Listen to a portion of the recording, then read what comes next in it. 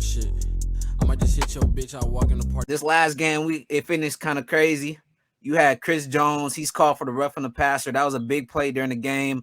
Afterwards, he had his fair take on it, and I'm gonna play the video real quick for y'all.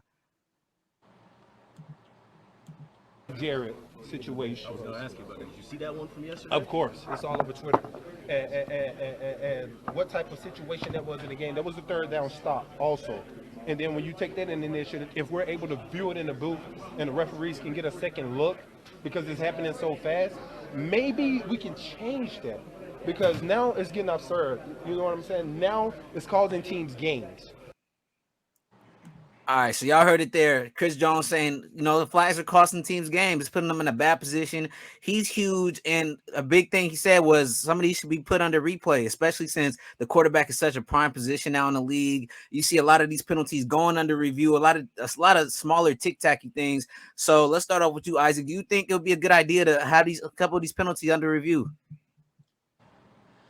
I don't think so. I think it'll slow down the game. I mean, we already have so many commercials throughout that game, and I'm just looking at it from more of a business standpoint, I guess, where it's, Roger Goodell. Everyone just wants to watch football. At the end of the day, Roger Goodell.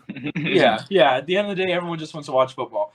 I think the whole roughing the passer penalty is something that I'm a big fan on in general, just because I think it's hard for defensive players to really stop their whole momentum going as fast as they're going, whether it's roughing the passer, whether it's hitting while they're sliding. I think it's hard to do that, but I also understand from a business aspect that you want to keep your quarterback healthy, because at the end of the day, that's what gets the franchise, that's what gets more tickets, that's what gets more people coming. So I think it's very up in the air. I could support either or, but I think if we were to go over every single play in every single situation, I think what would be good is if we would do that in the last 2 minutes. In the last 2 minutes of the game, go over plays that are more controversial. But other than that, I think it'll just slow the game down. Okay, you said so. Finally, only in the 2 minutes. Let's say that's only regular season. So, what about in the playoffs if they reviewed every ref from the passer? Oof. I would have to stick with my opinion and say only for the last 2 minutes. Ew. Yeah, well, it's a lot of bullshit that happens, especially when you're playing a guy like Tom Brady, Aaron Rodgers. You get a pretty face, maybe even Jimmy G if he starts playing a little bit better. But the bigger guys, they're always gonna get a lot of ass kissing. And as an opposing team, when you play one of those guys, you got to keep that in mind. Like, this might come up, and it's guaranteed gonna come up. You're gonna hit Tom Brady eventually. So would that change your thought process on that? Or are you still sticking with it? I'm still sticking with it, because I think as a what would I rather have as a fan? Would I rather have more commercials that I would have to sit by and we're doing this under review, or would I rather have myself get pissed for maybe like 10 seconds and then the next play moves on, right? So I think I think at the end of the day, I think there's so many football plays to the point where it's one play isn't necessarily the biggest game changer. I think there's tons of different plays that will equal either a win or a loss in that situation. So that's my opinion, is that I would much rather get pissed for 5 seconds rather than go through another 5 commercial breaks. Yeah, to me, that's not just one play. In my opinion, it's bullshit, and it's really putting it's taking a lot away from the game. And I feel like the more that this happens, if this keeps happening, I'm not gonna watch the game either way. So you're saying it's gonna draw viewers away by keep pausing it. If my team keeps getting bullshitted, I'm saying fuck the NFL and I'm going to watch college football. That's how I feel. But Lamar, let me hear your take on this. So I feel like they should go back and review every roughing the passer, just because I feel like a common penalty that you see a lot is like a PI penalty, pass interference.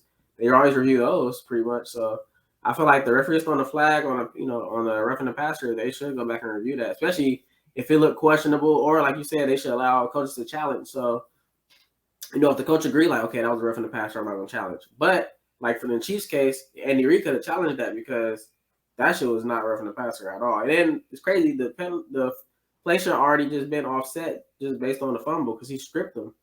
So yeah, ball should have been over. Nate, what's your take? You rocking with Isaac? You going with Lamar? So I'm kind of in between there. I think with you should be able to challenge it. as well. But I also think that if it's within the last 2 minutes of each half, you should review it, because like being put into field goal range could be a win, like Chris Jones is saying, right? It's like I mean, if you're losing games to something like that, and you have no choice but to, especially with the red, like with the challenge, right?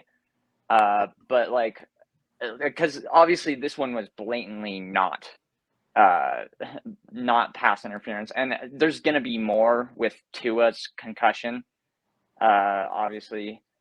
But like that was a whole different situation, and I think the NFL is cracking down. And like you were saying, like with Tom Brady, like like the flag gets pulled a lot more with him, or Aaron Rodgers, right? These really big names, but then it's like whenever it's like Daniel Jones out there, right? It's like I'm not seeing them pulling the flag for these other first string quarterbacks, but not elite quarterbacks.